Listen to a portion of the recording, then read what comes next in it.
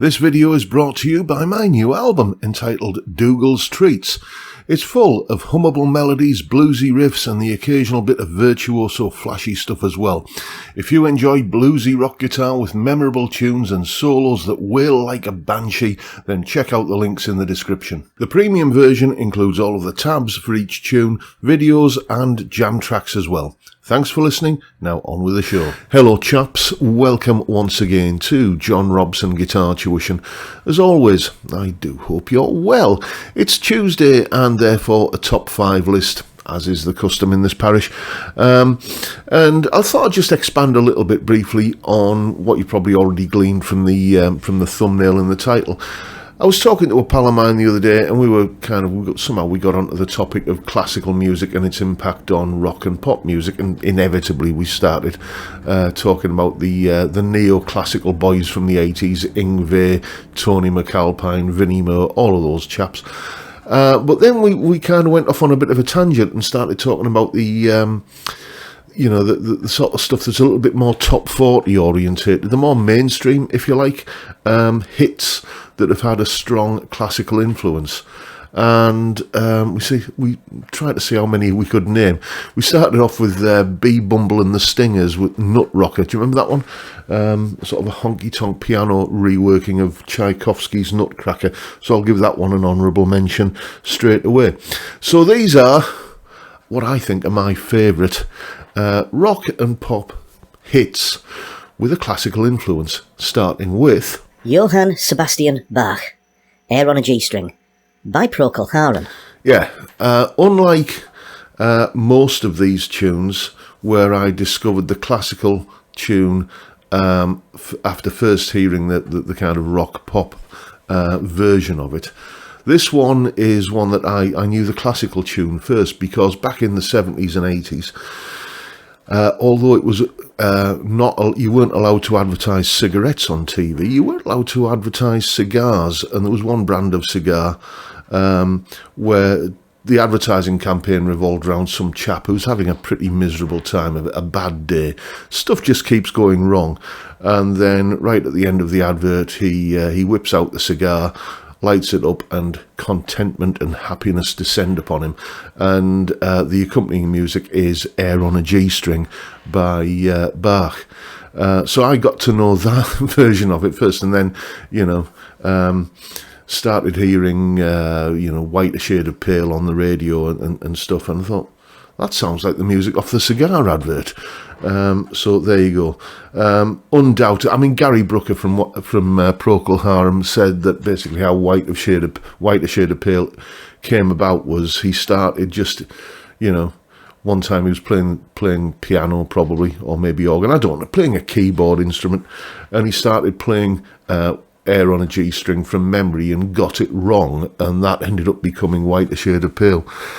And basically the same chord sequence you'll find in Percy Sledge's When a Man Loves a Woman, and the verse section of Since You've Been Gone by Russ Ballard and Clout. They did a version of it, South African girl group, and of course the Rainbow version of the song as well, which is the one that we all know. So there you go. Bach has had quite an impact on more than one rock band. Next, Sergei Rachmaninoff, Piano Concerto No. 2, by Eric Carman. Yes, a perennial favourite of many a power ballad warbler. I think doesn't Celine Dion or Mariah Carey or one of those, they're all interchangeable, aren't they? Had a crack at All By Myself, but grew up in the 70s, and I remember this being on the radio all the time. Eric Carman, and it was used in TV shows and films and and stuff, and it was just a massive radio hit. And then back, gosh, it was in the early part of this century, in the early 2000s, I decided to have a little bit of a word with myself. There was I call myself a musician, and I'm supposed to be knowledgeable about this stuff, but there's an entire genre of music that I've just willfully ignored, classical music. So I bought myself just some CD box set. I think it was about 20 quid for 4 CDs of classical hits, and just thought, I'm going to have a listen to this, check it out, see what I like, what I don't, and maybe learn a bit about it. And yeah, this Rachmaninoff piano concerto struck me as being, that's that big power ballad by Eric Carman, and it turns out that Eric Carman had a little bit of an issue with this, because he thought the tune was out of copyright when he rewrote it and had his hit with it. Turns out it was still in some territories, covered by copyright. So he had to, I think he had to credit Rachmaninoff as a songwriter on the song, and there was some arrangement with royalties to Rachmaninoff's estate.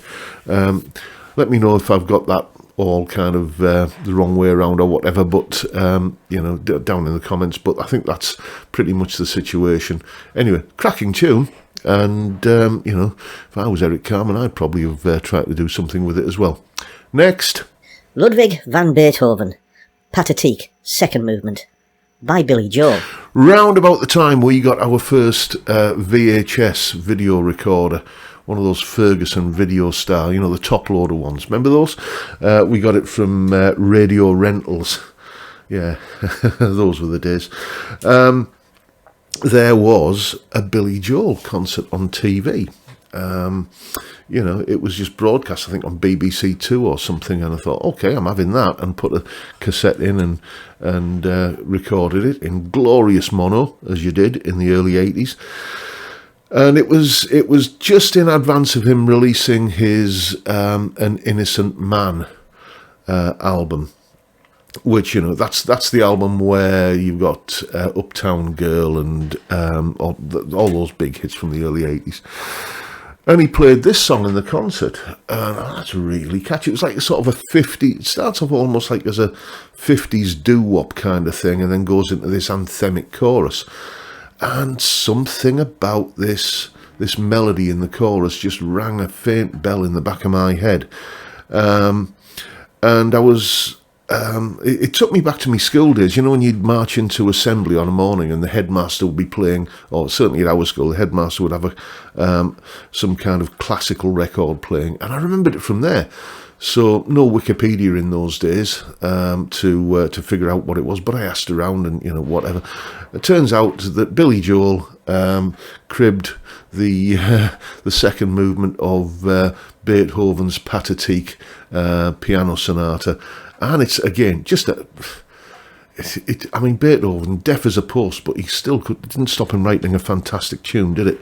I'll put links to all of these down in the description, by the way. I'm going to assume that you kind of are reasonably familiar with the pop rock versions of these tunes. So I'm linking to the classical versions down in the description. So go and check them out, and maybe you'll kind of recognise the hit from the original orchestral version. Anyway, Billy Joel, there's my phone pinging. Billy Joel, kind of having a little bit of a stab at Beethoven.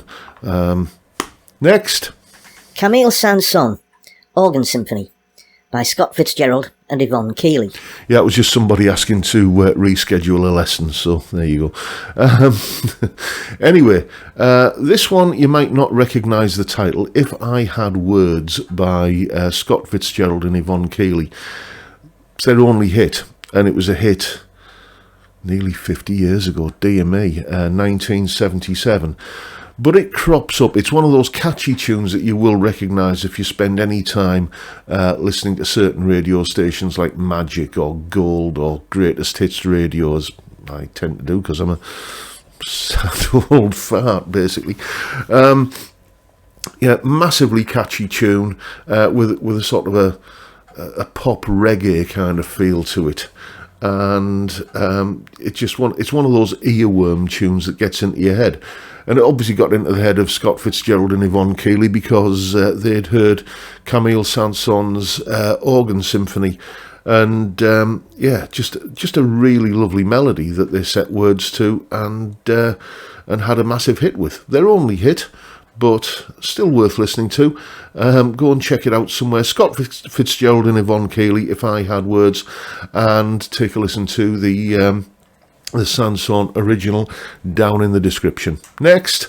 Johann Sebastian Bach, Jesu Joy of Man's Desiring, by the Beach Boys. I had started playing guitar in 1978, and I had a very encouraging music teacher at school who wanted anybody that played an instrument to take part in various school concerts and so on.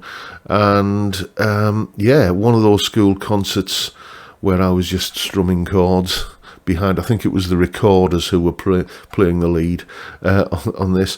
There I was with my nylon string guitar, strumming away, and all the girls playing Recorders were playing the melody of Bach's Jesu Joy of Man's Desiring. And the Beach Boys just lifted that melody completely. They didn't tweak it, they didn't finesse it, they didn't do anything with it other than just kind of, we're having that, and they used it as the intro to 1979's Lady Linda.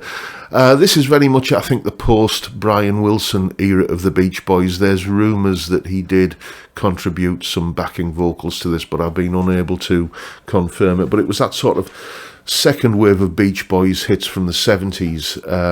Breakaway, that was another one of theirs from that period. And Lady Linda, 1979, I think this was. And as I say, it just lifts a big chunk of Bach and uses it as an intro. To their credit, they came up with their own tune and their own melody for big parts of the rest of the song, but certainly Bach's influence on this is, it's as clear as my double chin, to be honest with you. So there you go. Those are my favourite rock and pop tunes which borrow heavily or are influenced extensively by, because theft is an ugly word, by famous classical tunes. Let me know if you've got any examples of your own.